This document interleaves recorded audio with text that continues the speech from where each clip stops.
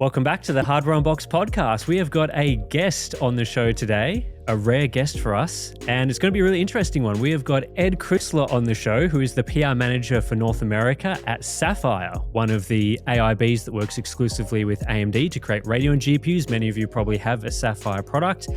How are you doing? How's things over there? Not too bad. It's a little cold. I've had a good day today. My granddaughter spent most of the day with me.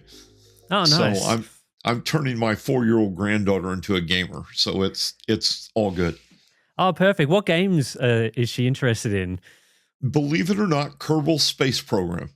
Oh, really? That's a really cool game. Yeah, nice. Yeah, we have a lot of fun building rockets and launching them into space.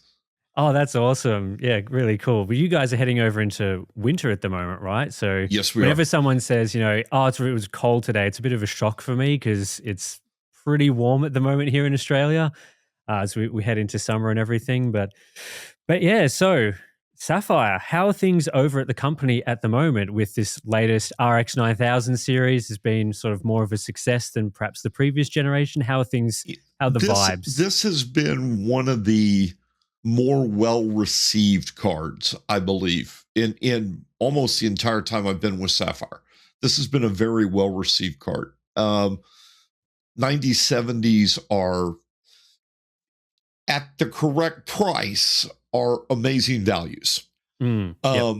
They really are. And the 9060 gets a lot of bad press. But even the 9060 8 gig is not a bad card.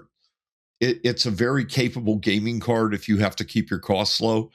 For 1080p, it really does a great job in 99% of games. Yeah, interesting. Yeah, it's interesting that you sort of mentioned the, I guess, negative reception, because there is the 16 gig model as well, which I think most people have sort of been pretty happy with. Certainly our review is quite positive. I think with the 8 gig card, yeah, it's an interesting one. I think if you're limited to that price range, it certainly makes more sense than some of the other models.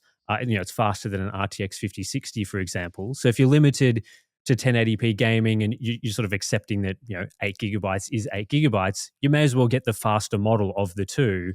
And so that's where it can sort of make sense. And the prices also come down a little bit, we're seeing in some regions, for the 8 gig card as well, which I guess is kind of a nice bonus for people to be able to get one. I think the early criticism was not unfounded. The naming convention was done wrong. In my opinion, the naming convention was done wrong. By calling them both the XT, it did create some confusion in the marketplace. We tend to forget sometimes that people like you and me, we're actually the upper 5-10% of PC gamers. Most PC gamers don't care about hardware. They really could care less. They just want to know, does my game run good? Does it look pretty? Is it crashing?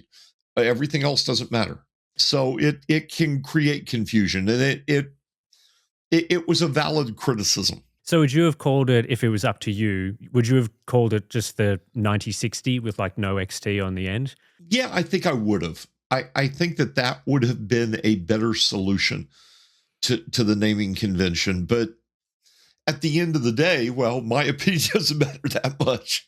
Do you think it's affected, sales and that sort of thing? Has the 16 gig card been sort of the default more popular option, or has it been...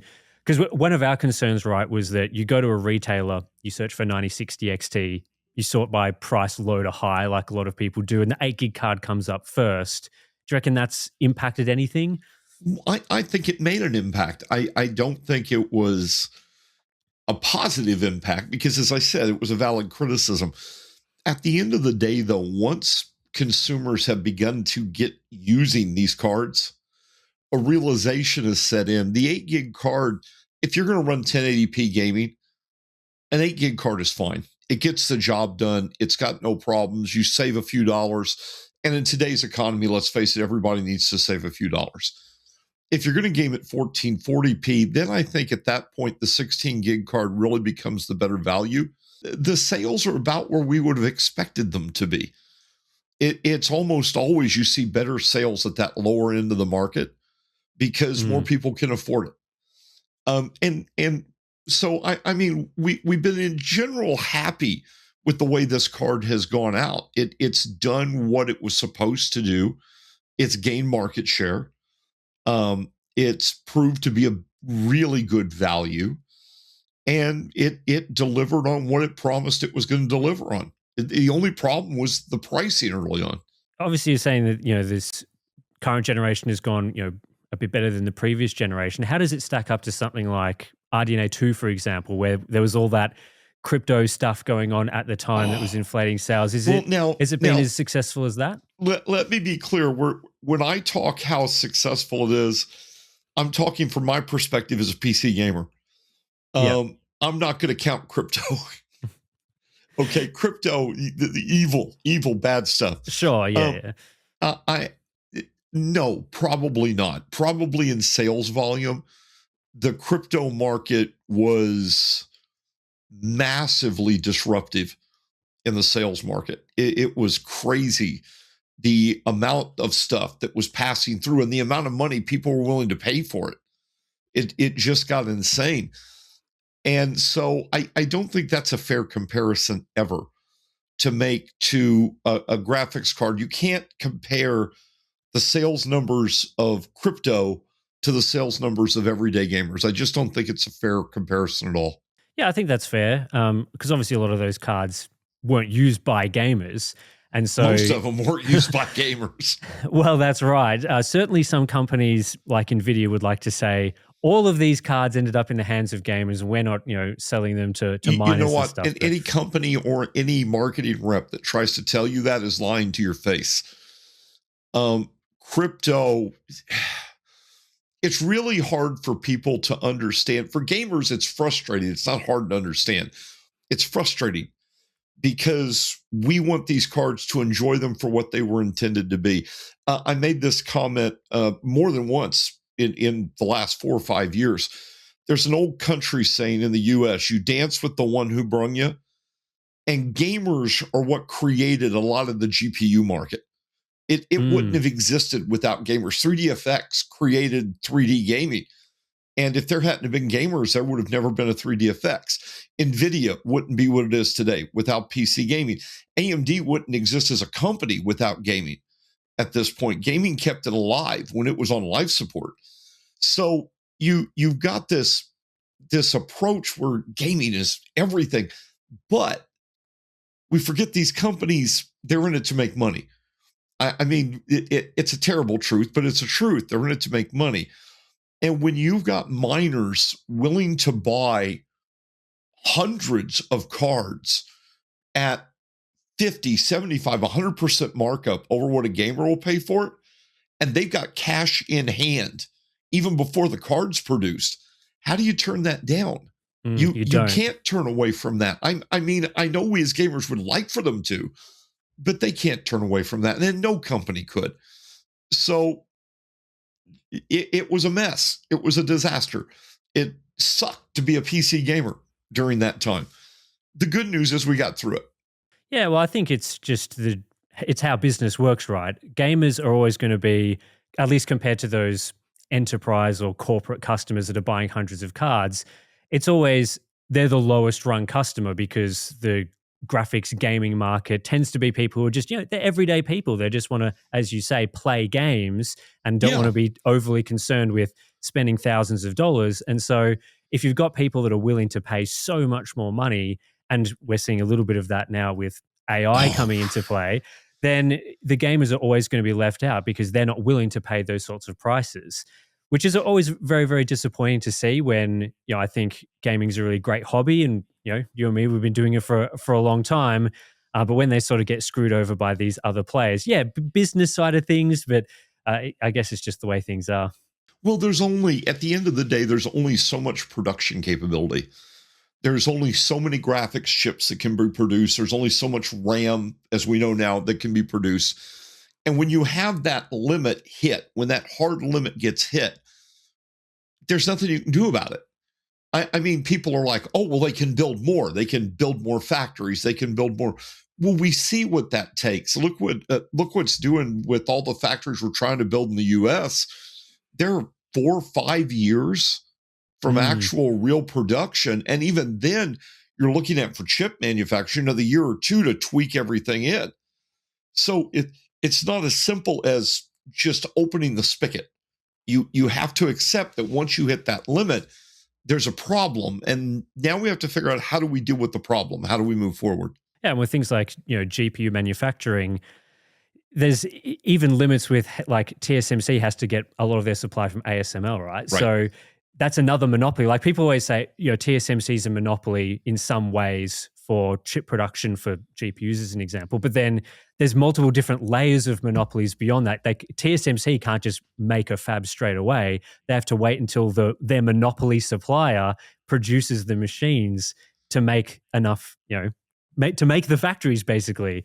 And so that becomes a big problem when these sorts of things come to play. It's never one component. We like to focus on one component, but it's never one component.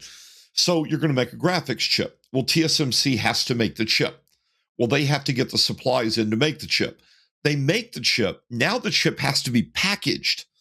And the package industry isn't big enough to handle the load right now. That's, again, part of the problem. So now the chip gets packaged. Now you get all those components together and you send it to the GPU manufacturer. They have to get the PCBs. They have to get the other components that are necessary for the build and to put this all together. So there's all sorts of variables that come into play with this. And when you get into a market that you hit this kind of limit, it just messes with everything. It really does. It messes with everything in the market. One of the big questions that a lot of people have at the moment is, DRAM pricing, obviously, because, we're seeing seeing some pretty crazy stuff going on at the moment. A lot of people having problems getting DDR5, but obviously this is going to impact graphics cards as well. And this is one of the main topics that I wanted to talk about. I guess can you give a brief overview to begin with of how does something like DRAM affect the overall price of a graphics card? It's obviously just one component of it, but it's a significant component. Well, everything affects the price. Every component at one point or another affects the price. And when you create a shortfall in one component, well, that creates a shortfall in the total production. The demand stays high, so the price goes up. It's really that simple at the end of the day. The big thing that's killing us with the DRAM right now is AI is sucking it up. And I mean, it's like a black hole in the middle of a solar system. It's sucking everything around it into it, and nothing's escaping. There is just this mess that's beginning with this. And what I don't think people understand is this mess potentially could be bigger than we're thinking about. Remember, the DRAM production, forget for a minute the affected directly products. Think about this. DRAM in our hobby, DRAM's for people that want to build a new computer, right? Because you've already built your computer. You probably don't need DRAM unless you got a bad sticker you need to upgrade. DRAM wants to build a new computer. DRAM prices are too high. So what's going to happen? You're not going to build a new computer. That means motherboards, CPUs, power supplies, cases, coolers, fans trickle down. All of the sale numbers begin to disappear. People don't buy cases to upgrade cases regularly. They don't buy motherboards to upgrade regularly. They don't buy power supplies or even cooling solutions for that matter. And so when you take such an important component to that build experience and you create a massive price increase like we're seeing, there's the potential for a big trickle-down issue to take place in the entire market. The good news is I don't think the real pain that we're suffering now and for the next 6 months or so is going to last much longer than that. And what I mean by that is this. The real pain right now is the uncertainty. Okay, I can give you a perfect example of just a year ago, or not even a year ago, and that's the tariff wars. Okay, it wasn't the tariffs themselves that created the mess. It was the uncertainty. They were changing almost every day, and that from a company point of view is a nightmare because you start shipping a product over. If the tariffs change before they arrive, your whole value proposition just changed. And now you don't know if the order you placed is going to hurt you or help you. So it's the same thing with this. There's a lot of uncertainty that's taking place in the market. I think that uncertainty, as for us as gamers, is going to hurt for the next 6 months or so. But I truly believe that within 6 to 8 months, we're going to see the market begin to stabilize. Now, it may not be the prices we want, but I think some of the uncertainty is going to begin to disappear, and we're going to see a stabilization. So I tell people, don't become Chicken Little with this, okay? The sky is falling, the sky is falling. PC gaming is going to die. They've been saying that forever. It never does. Okay, PC gaming isn't going anywhere. We might have to adjust. We might have to adapt. Guess what? We are probably the most adaptable community on the planet when it comes to how we've been able to adapt and change. We have had moments where we had to live with used hardware. We've had moments where we've had to live with just the cheapest little junk hardware you could buy, but then we would learn how to tweak it and make it more powerful to do what we want it to do. We've always found a way to overadapt and overcome. And I think we'll do it again. I think we can do it again. We just need a little time for this to settle down. Yeah, there's always panic when you look at, like a nice chart that has this spike within the last month, and then people go, oh my God, I have to buy my component right now, otherwise I'm going to be left in the dust. And then that sends demand up, and that sends the price up further and further and further. And that seems to be what has certainly happened with the DRAM market for just DDR5 memory as an example. We got to stop the panic. We've really got to get the community to stop the panic. There's a lot of good news for PC gamers that don't realize it exists right now. You don't have to go back that far to remember when we were upgrading on 6-month to 1-year cycles. We had to upgrade because so much changed so fast in video cards and CPUs and RAM and storage. Everything was changing so incredibly fast. We're right now in a 3 to 4 year upgrade cycle. Most people, if they've got a computer that's only 3 or 4 years old that they've built, have got another year or two that they can really game on it and not suffer for the gaming. They're going to be able to enjoy the gaming experience. Don't get in a panic. Don't go out and rush. Don't buy because you have to buy. Put your money away. Relax. Play some games. Enjoy the system you've got right now. And then when this calms down, now you can start making an educated guess as to where you need to go next.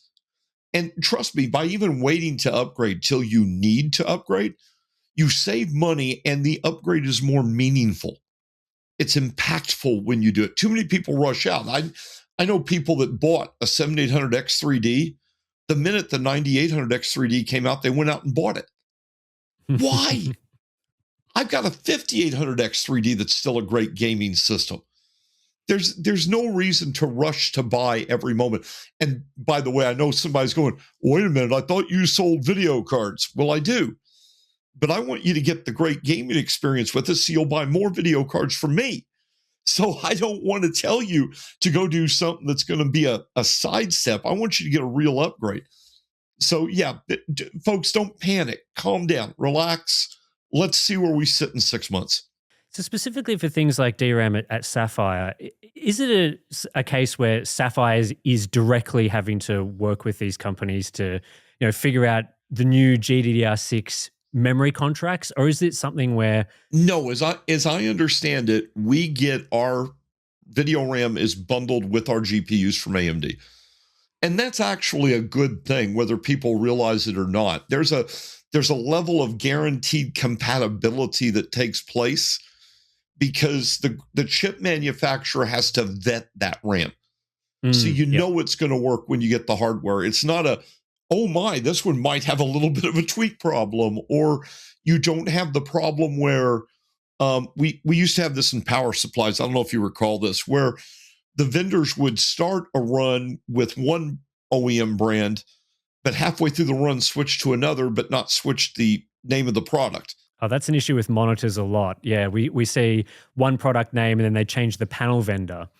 Pretty major components, swatch it out, it performs differently. Well, it does. It might be minor, but there is a difference. It's not the same product.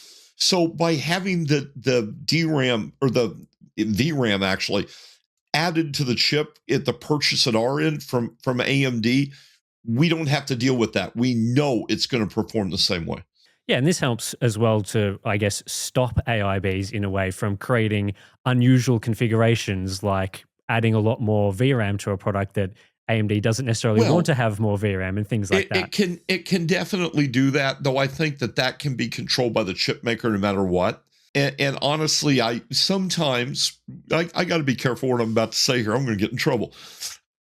Sometimes I really wish the chip makers would get out of the way and let us partners just make our cards. Give us the chip, give us the RAM, tell us what we have to provide to make it work with the board, and then let us make the cards. Let us have our fun. Let us go nuts. Let there be real differentiation. Sometimes it feels like this market becomes too much the same. Yeah, that's interesting. Are you speaking on things like OC profiles, for example? I hear that's quite a lockdown sort of thing. Like you can't just go and create a crazy OC card. Power management, the amount of RAM you're going to add to the card. These are things that I wish that I personally wish they would let us be the companies we are instead of trying to create the mold. Right now, quite frankly, if you're going to buy a new video card, I tell people, don't look at performance. Performance is irrelevant. So if you want to buy a 9070 XT, let's face it, from the worst 9070 XT to the best 9070 XT, actual performance difference is a delta of 1.5–2%. It really is non-existent. It's margin of error. So you have to look now at how is the cooler made? How is the power delivery system made? What's the support like from the company that's going to provide you the product? These factors are way more important, but for you as reviewers, that's much harder to quantify. I mean, it's simple to review a product and say, frame A is faster than frame B, so that's what it is. You can make a chart. It's easy. It's graphed. It's simple. But when you have subjective opinions you have to look at, quantification goes out the window. And now every reviewer can look at every card and see something completely different. So it's by keeping it tight like this, that I think is the downside of keeping it tight like this. The upside is you know what you're getting. If you're getting a 9070 XT, you know what you're getting by AMD or NVIDIA for that matter, having that control. Yeah, so how does then Sapphire do most of its differentiation? Is it just changing the cooler designs? Like how are you thinking about looking at other brands and going, how do I stand out from like a Power Color or an XFX or Asus Gigabyte, those sort of brands? Well, we look at PCB design. We're always exploring the PCB design. We're always exploring the cooler design. We try to go for quiet operation. I know that may sound weird to most people. Most people get caught up in coolest operation. As long as you're not hitting throttling, cool is, to me, irrelevant. If it's quiet, I'm happier than I am if it's 2 degrees cooler. That doesn't mean anything to me. Then we look at quality of life features like quick release fans that we've done, adding the RGB control header. A lot of companies have done that. With our 9070 XT, I know we've taken a lot of flack, and I think it's unwarranted for using the 12-volt high power connector. Okay. But we did that because it allowed us to hide it. So you get a very clean, the 9070 Nitro Plus XT is such a clean design when you look at it inside of a case. And the whole Nitro lineup is about the bling. It's about making that clean, that exciting looking build. So that was an important feature for us when we made that decision. How do we hide this? How do we make that work? We've proven it works. We've had, that I'm aware of, 3 instances of issues with that plug, and all 3 instances had to do with an adapter cable. Okay. Never with the plug itself. It was never the card. It was never even the power supply. It was the adapter cable that was the issue. So do you think you'll be using that connector on more cards in the future, or is it just just for the high-end models or things like that? Honestly, I have no idea on that. I wish I could give you a straight answer on that, but I have no idea. I wish engineers would listen to me more often, but that doesn't happen. My opinion is the plug properly implemented as it is now with a lower wattage, like around the 300, 350 watts, is reasonably safe to use. It really is. If you put the plug in tight and you're not jerking on it or you're not forcing a tight bend, it holds up and it does the job it needs to do. I do think the plug needs to look at a redesign. The standard needs to look at a redesign. I also think that part of the problem we're going to see in the future with this plug is the stigma that has been created around it. Even if they fix the plug tomorrow, you know as well as I do, marketing stigma sticks around forever. It's how does the saying go? For every, it takes 100 attaboys to get over one oh crap. And that's kind of the mess that has. There's a stigma that's been associated with it. Even if it wasn't justified, the stigma's still going to be there. Will it be used in the future? Probably. I imagine a lot of companies will look at using it, especially since we're not seeing the failure rate NVIDIA saw early on with their higher end cards with this plug. But the stigma has to come into account as well. So I'm not going to say, yes, we're going to use it. I'm going to say it's going to be considered. The final decision will be up to the engineers and the head of the marketing department. How does it go inside a company like Sapphire when it comes to deciding like how much investment goes into higher end SKUs and the amount of higher end SKUs that are made? Because if you're coming off a generation like RDNA 3 where people are a bit lukewarm on it, and you're not really sure what something like RDNA 4 is going to bring, how do you sort of go, oh, we need to be making tons of Nitro Pluses this generation? Or do you get enough information from AMD to make those calls early on? Or is it sort of you have to wait and see how the market responds before going, okay, now we need tons of Nitro Pluses made? It's a little bit of wait and see, but it's also a little bit of historical context. Sapphire's Nitro Plus lineup has always done really well ever since we moved to that. It used to be the Vapor X lineup. And that's essentially what the Nitro Plus replaced. That historically has always done really well. Our Pulse series does really well. It's just a good video card. Forget the bling, just a video card. Pure has actually done better than I thought it would do. I was really surprised. I know a lot of people like white builds, but in my own experience, most people don't actually want a white build.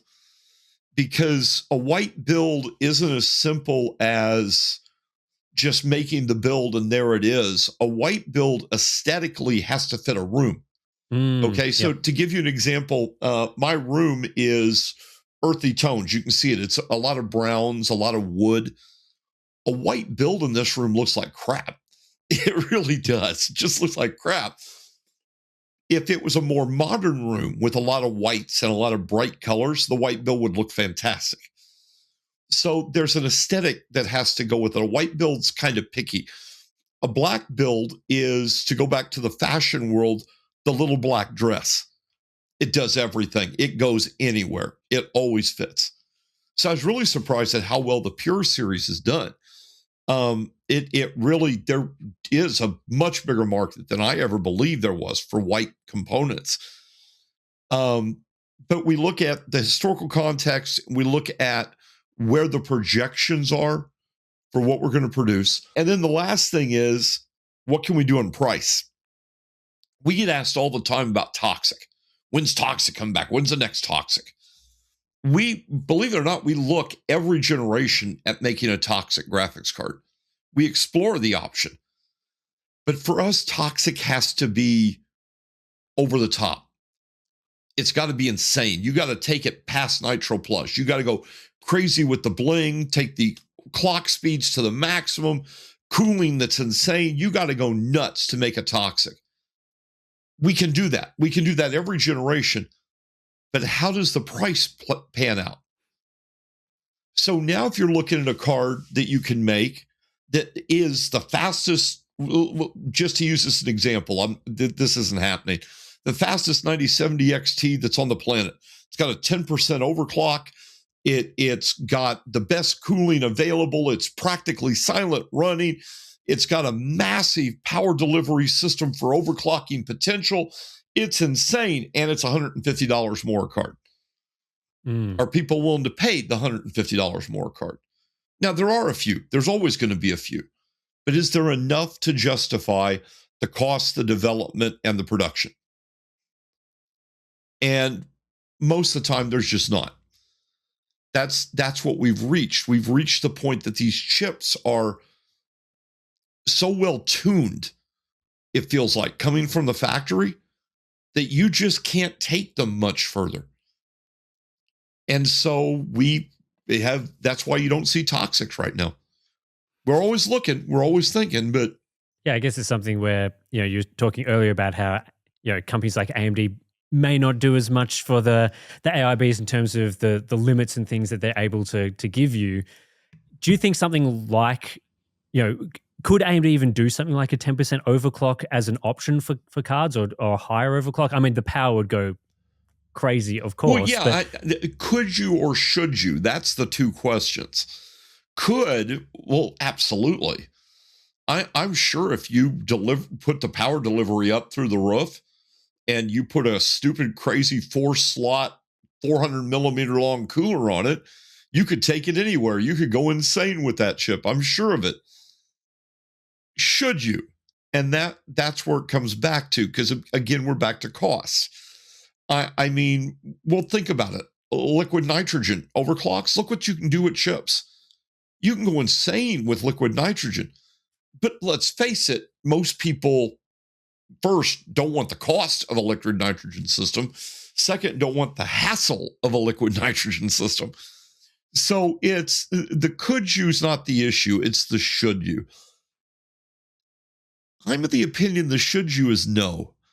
The cost to return isn't good for gamers. It isn't going to be good for the companies. See, this is the part that frustrates me so much in this and many industries. There's almost an adversarial attitude with some people between companies and consumers. It shouldn't be. If it's good for consumers, it's good for the company. And if it's good for the company, if it's done right, it should be good for the consumer. Yeah, could they? Sure. Should they? No, absolutely not. Now, are you aware that the box art for the Pure, some people think looks a little bit like Puke? That was awesome, by the way. I love that. That was hilarious. Yeah, we caught that after the boxes had gone out. I don't know if it was lost in translation or what, but everybody on the team from North America and Europe caught that immediately. We're like, oh man.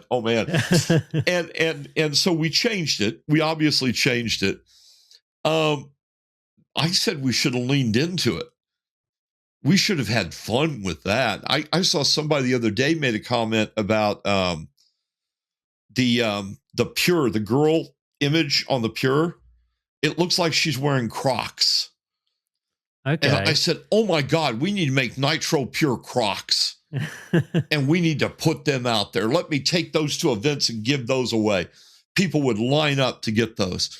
Now, obviously, we're not going to do that because Crocs would come after us and everything would go nuts. But to me, this is part of the fun of computer gaming. You can lean into the stuff.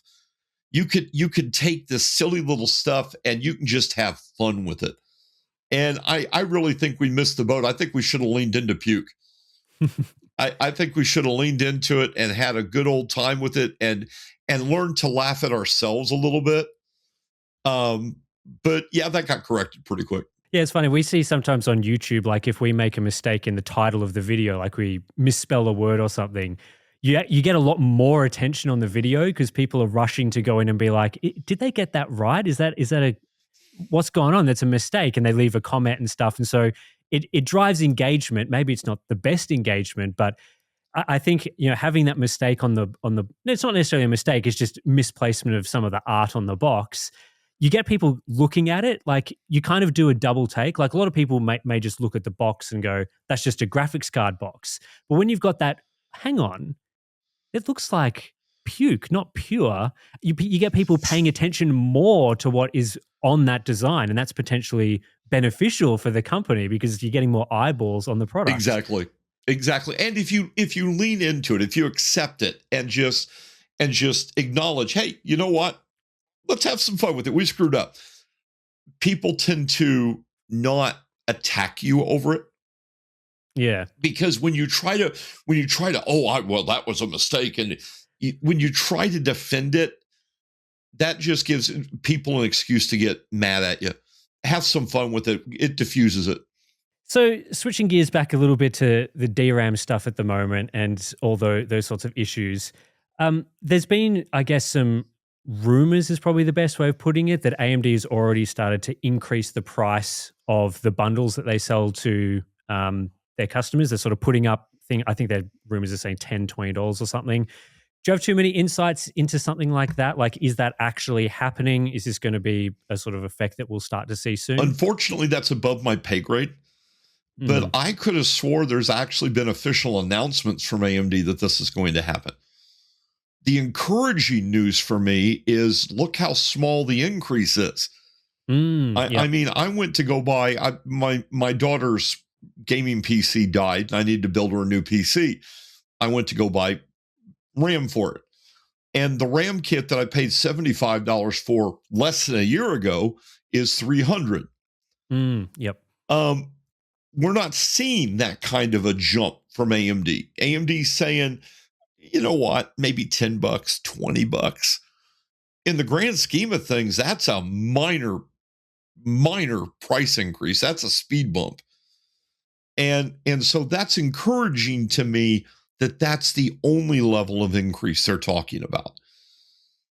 If realistically, I mean, let's be clear. We're looking at DRAM prices up, what, 300, 400%? Yep. If AMD had said, they have not, okay, I want to clarify this. Nobody has said this. But if they had said, we're going to price it up 30%, nobody would have been real surprised about that. So a 10 or $20 bump that's nothing. I'm encouraged. That gives me hope that maybe we're not going to get slapped as hard on the video card side this time around. Obviously, AMD is largely in control of the prices that they sell the bundles to, but Sapphire does have a margin as well, as all AIBs do. Right. Are there any levers that the AIBs can do to sort of help out people if prices do get crazy? Like, for example, absorbing the $10 or $20 more that AMD is charging, or is it just always going to be passed on directly to the consumers? Well, a level of it almost always gets absorbed. We understand that we have to try to keep prices in a reasonable range for consumers, because what's the point of selling a video card if nobody's buying it? Yeah. So you've got to find a way to keep the price reasonable for consumers. The problem is, I don't think most consumers understand how the market actually works. See, we don't sell video cards to you. We sell video cards to Newegg, to Amazon, to Micro Center, or to wherever your local company is that does this.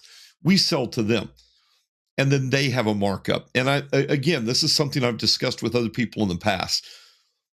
There are two different areas where pricing takes place. First, there's the wholesale market. This is what the partners sell the cards to the retail outlets for. That market doesn't bounce that much.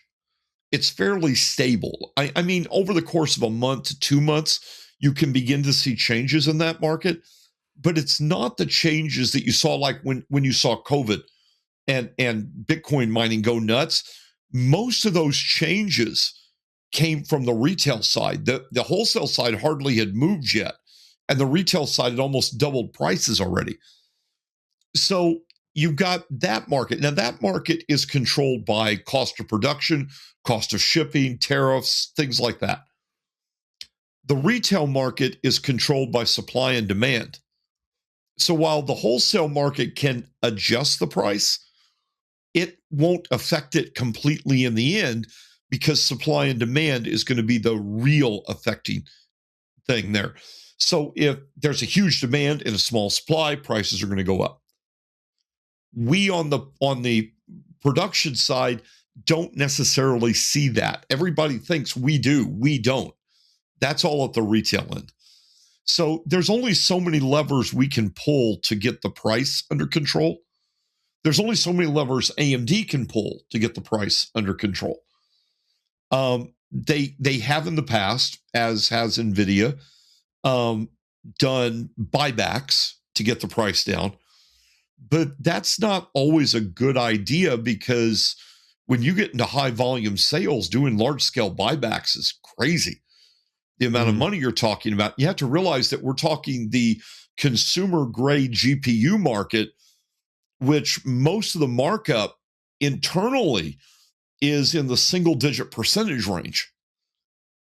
So it's hard to call that scalping. That's a really low margin compared to other aspects of the industry. I know in the AI side, NVIDIA reported what, at 1.3 or 400% markups on AI graphics cards. That to me is insane. So there's really not much the partners can do when we're dealing with something like this, with potential shortages, with potential hikes in the actual cost of production. There's not a whole lot the partners can do to keep that price under control. Do you think the supply of the chips is going to be an issue, like the actual availability? Because obviously they've got limited amounts of wafers that they can allocate to making memory. And if all the AI makers are sucking all that up, there's a cost component. The existing chips can be more expensive, but also they may not be able to source the chips. Do you think that's going to be a problem? Well, I don't think it's GPUs? just the memory. I don't think it's just the memory. Again, this is a personal opinion. I don't have inside information on this. But my gut reaction is not just the memory. There's only so much silicon production for actual GPUs.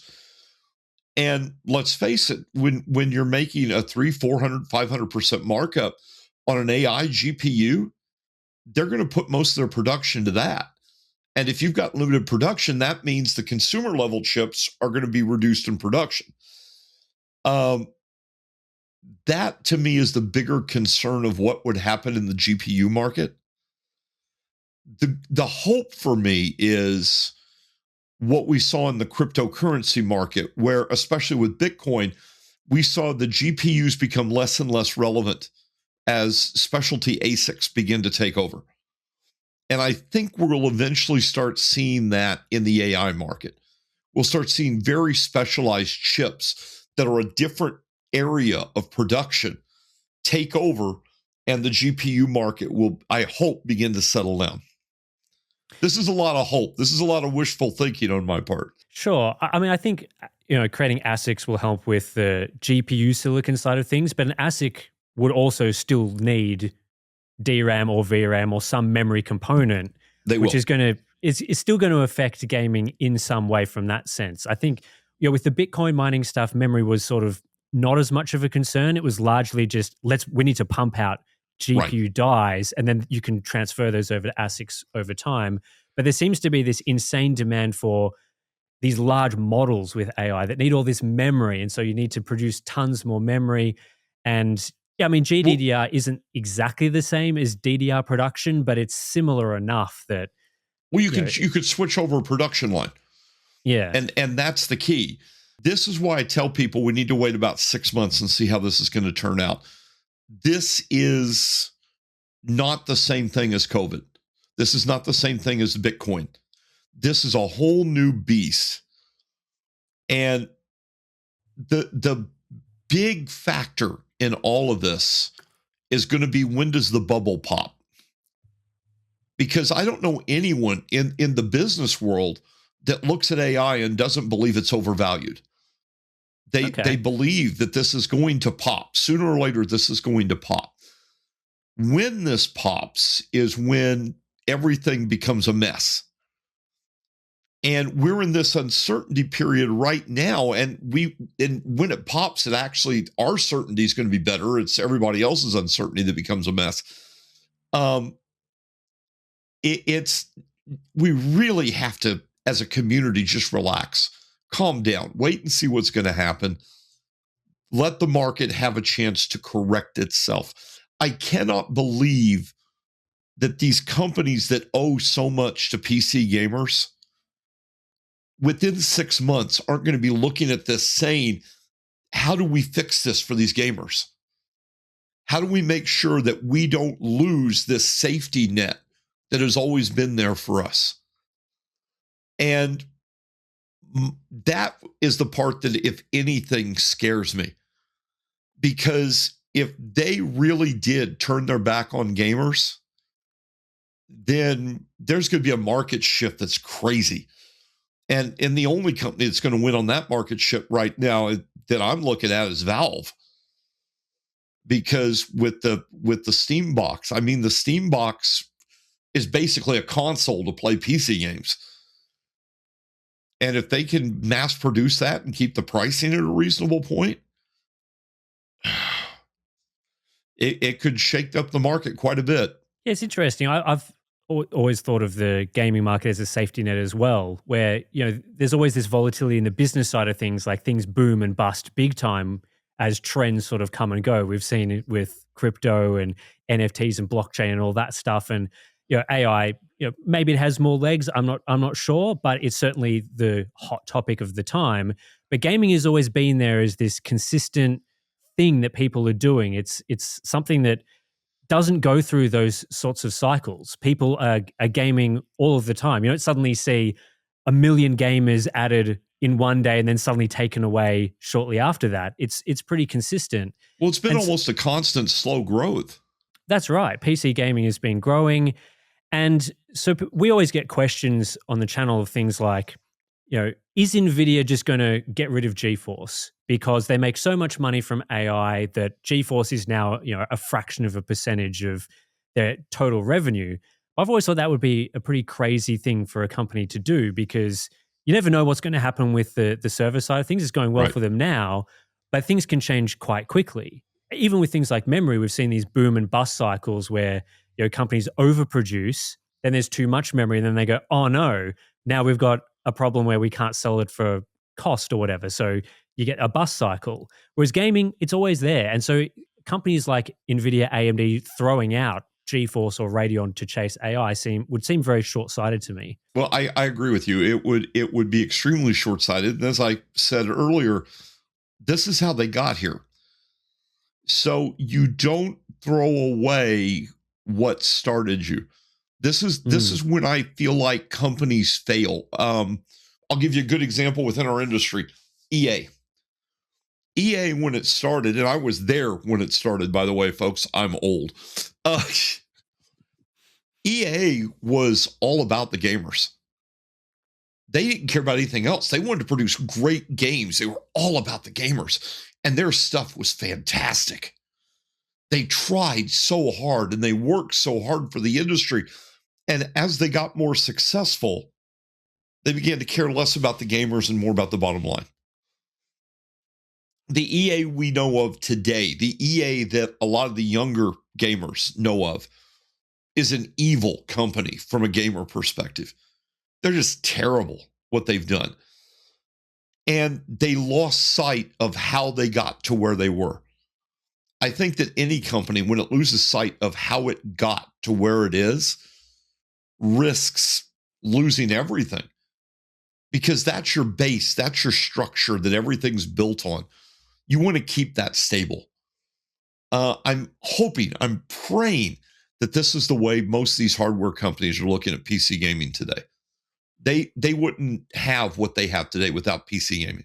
Yeah, I certainly hope so. I mean, EA is now owned by Saudi Arabia, aren't they? So it's a pretty crazy change how that's gone for them over time. But yeah, I mean, publicly traded companies, this seems to be a pretty consistent trend for them of starting out doing the right things for consumers and then building up their brand, and then it's suddenly shifts to what matters for investors and those sorts of things, which is, yeah, disappointing when it gets to that stage and you start to see, the more anti-consumer behavior and things that we don't like seeing. So, well, and the key is they don't have to. You don't have to go to anti-consumer behavior. You can be profitable and be good to your customers at the same time. Now, can you be more profitable if you're an evil company? Probably. Okay. But when hard times fall, those evil companies, who's going to remember them? This is one of the things I hear people talking about with Micron right now. So what happens if the AI market goes bust and Micron wants to try to get back in the consumer market? They've created a lot of bad will with the way they pulled out. Yeah, they have. They might find gamers have a long memory when it comes to this. And I think they do. I think gamers do have a long memory. You know, people remember all sorts of slights and things. Like EA, for example, Battlefield right now is quite a successful game that EA has made, but a lot of the bad, I guess, press, the bad vibes have come from a decade ago when they were, you know, really squeezing people with microtransactions and things like that. Right. I'm hopeful. I try to be optimistic with this. I've like I said, I've done this a long time. I've seen the ups and downs. I see every 5 years or so, PC gaming is going to die, and we never die. We're still here. I'm confident we'll still be here after this. Switching gears a little bit, I wanted to talk about AMD's market share because we've seen some reports lately that AMD has a very low market share according to research firms. I think John Petty Research currently says AMD's AIB graphic share is 7% compared to 92% for NVIDIA. And obviously people point to things like Steam Hardware Survey. Where's the RX 9000 series products in the Steam Hardware Survey? Being inside the industry, you're working at Sapphire, right? An AIB that actually makes these products. Do you get the vibe that that number is actually accurate? No. And so I'm going to have to tell you a story that goes back a few years, but you'll understand why. And by the way, they're ghosting me when I ask for information now. I noticed something about 10 years ago. I noticed that all my friends that had NVIDIA cards would get the Steam Hardware Survey 2-3 times a year. But everybody that had an AMD card would go sometimes 2 years and never see the survey. So I thought that was odd. How do they do this survey? So I approached Steam and I said, how is this done? Explain to me. Let me understand how this is done. This is what I was told then. I don't know if it's still the same today, but I'll bet it is. They randomly select 1/12 of the customer base each month. They send out the file and say, hey, we want to do a survey. We're going to look at you. There you go. Okay, well, you know what? That's all right. I get that. Statistically, I understand polling and how you can use that data to use this. And I said, so if I get a thing in January, then I won't be eligible to appear in the survey again until January, right? Well, no. What do you mean, no? Well, we randomly pull 1/12 every month. Well, what about the people you just pulled? They're not pulled again, right? No, they're put back in the pool. What? That doesn't make any sense. That makes no sense at all. And so I started asking questions about the process. They immediately clammed up. They didn't want to talk to me anymore because I was questioning how this was done internally. I still see today, people with AMD cards will tell me, maybe I see a survey once a year, maybe. I know people with NVIDIA cards are getting 2 and 3 surveys a year. Something's not right there. Something just is not right in the way that's being handled. Statistically, that shouldn't be happening. So you take that, and then I have to question, why aren't they polling everybody? That's what I wonder, yeah. They look at who's playing what games on a real-time basis. Okay, they're not looking at 1/12 of the customer base. They're looking at the whole customer base on a real-time basis, who's playing what games. Are you telling me you can't once a month pull the data back from the Steam client to see what hardware is running the client? You can't do that? And you know what? So the argument will be, well, some people don't want that done. They want their privacy protected. Give me the option to opt out. It's not that hard. The technology exists today to do a proper Steam survey. I hope to God they do a proper Steam survey. I think the numbers would be a little different than people believe they are. I think you would find AMD has a bigger share than the numbers are saying right now. I don't think it's a massively bigger share, but I think it's a little healthier than what they're saying right now. Well, one of the things that I've looked at is the actual revenue that AMD and Nvidia report for their gaming divisions. And it's pretty difficult to get to a position where AMD would only have about 7% of the market share when you just look at the numbers of money that the companies are making, which isn't obviously the same because these market share numbers are based on the unit share, so the amount of cards, whereas the revenue is the more expensive cards take up a larger percentage of the revenue. But when you look at that, it's generally over the last little period of time, it's been about 80-20 for NVIDIA to Radeon. Depends on the year, of course. I would say that number's even a bit skewed. Remember, a lot of the higher-end NVIDIA cards are more prosumer than gamer.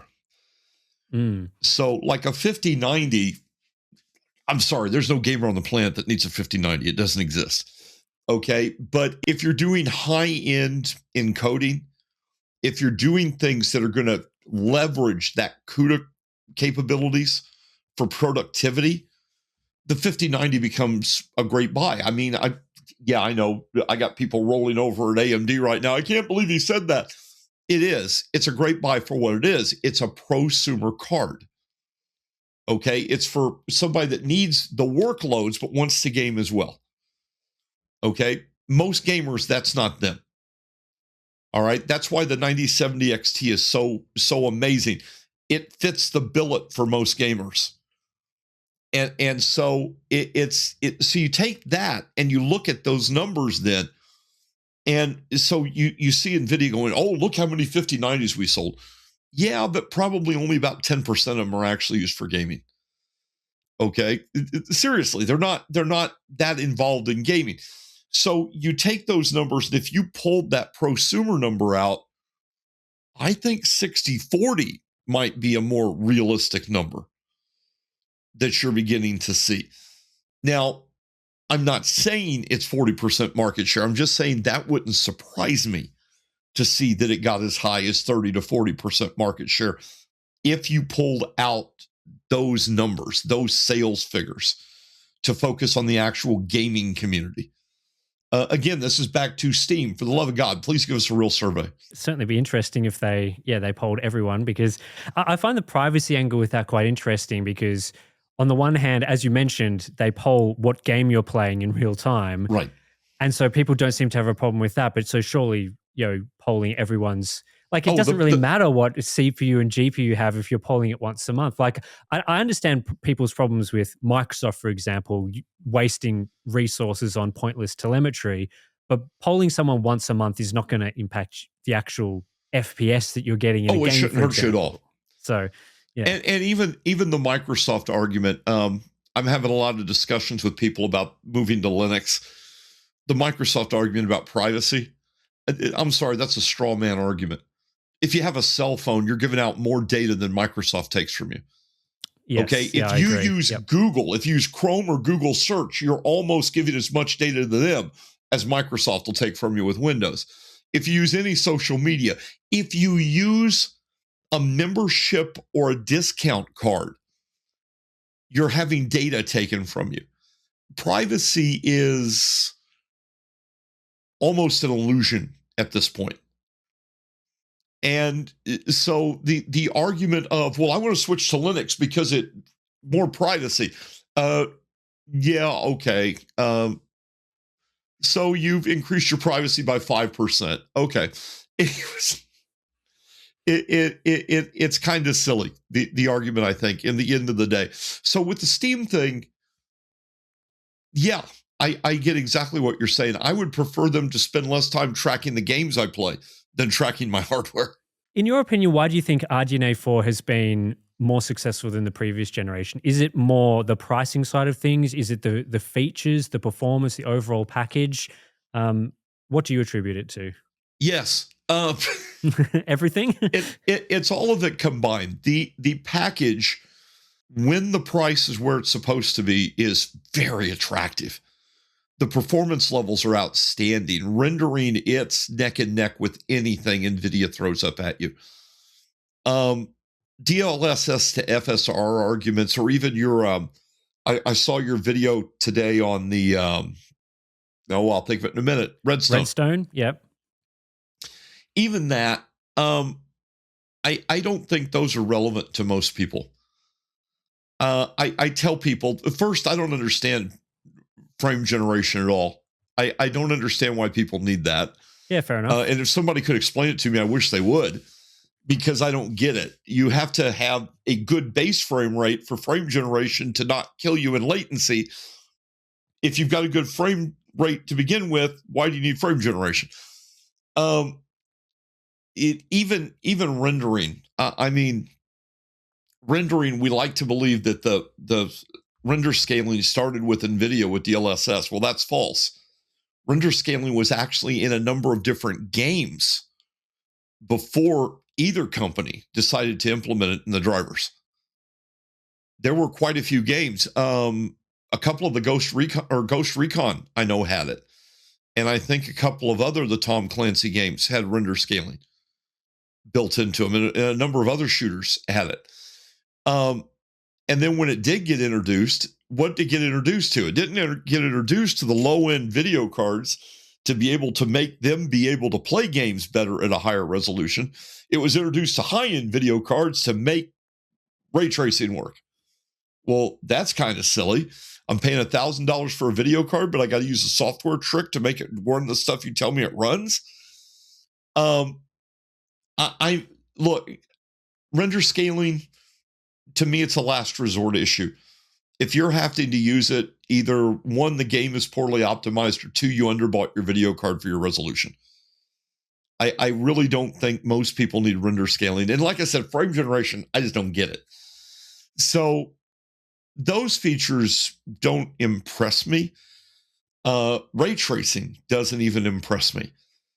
I mean, let's use probably the best example, Cyberpunk. Have you ever noticed that when ray tracing is turned on, every surface in Cyberpunk is wet? Yeah, I've noticed that in a few games. Every surface is wet. Every car is waxed. Every window is pristinely washed.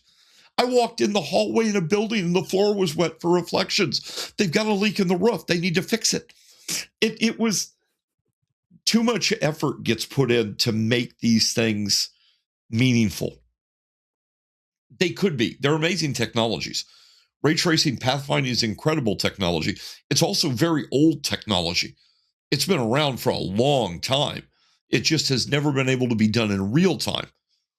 And even now, it can barely be done in real time. So we're not there yet. We're not to the point that ray tracing can replace the standard rastering approach to graphics engines. So pure rastering performance is what's going to give you your best bet. Guess what? RDNA 4 competes really well. It really hangs in there, right? It's almost a dead heat. So that pure capability combined with a reasonable price point, that's why I think it's been successful. I guess just one last question before we wrap up this podcast episode, and thanks for your time so far. That's no problem. What has been your favorite generation to work on during your time at Sapphire? I think you've been there for a little over 12 years, unless I'm wrong on that. So almost 13. Almost 13 years. So yeah, what's been the favorite generation?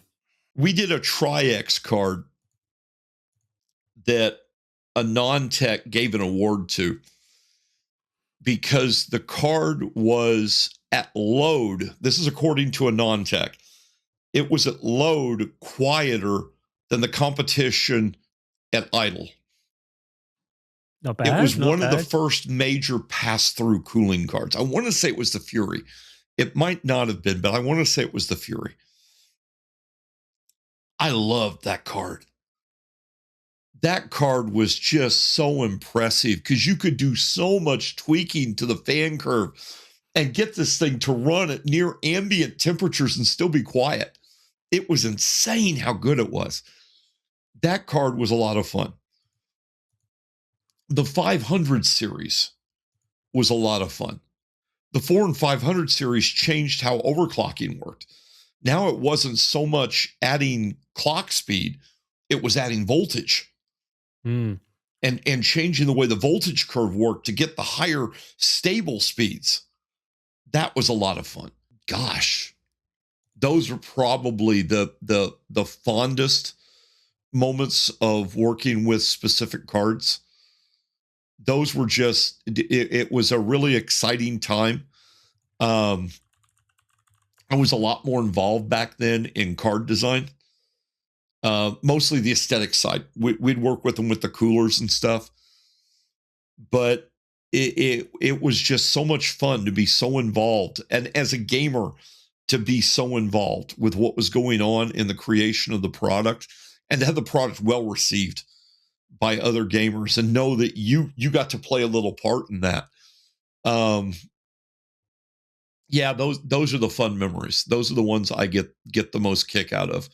The most kick I get out of my job, though, isn't the cards. It's the talking to the people. It's to having interviews like with you or getting to meet people like Steve Burke. I met Steve Burke before his site took off. And remember the kid. I met Jay before his site took off. It's fun because there's so many really amazing people in this market. And just a chance to sit down and talk with them and talk about something we all love, about PC gaming. And as a hobby, I still, to this day, 48 years into this, I still believe computer gaming is the best hobby on the planet. I had somebody ask me once when I was doing radio, they asked me why I loved it so much. I said, where else can you 1 minute be cataloging your cassette collection? That's how old I am. Cataloging your cassette collection. The next minute be talking to somebody on a bulletin board in Greece about a real Greek recipe, and then flip the script and become Captain Kirk on the Enterprise. The only limit to PC gaming is your imagination, and it takes it beyond books, beyond movies, because the imagination isn't you envisioning what someone else created. It can become what you create. And PC gaming is just, it's an amazing hobby.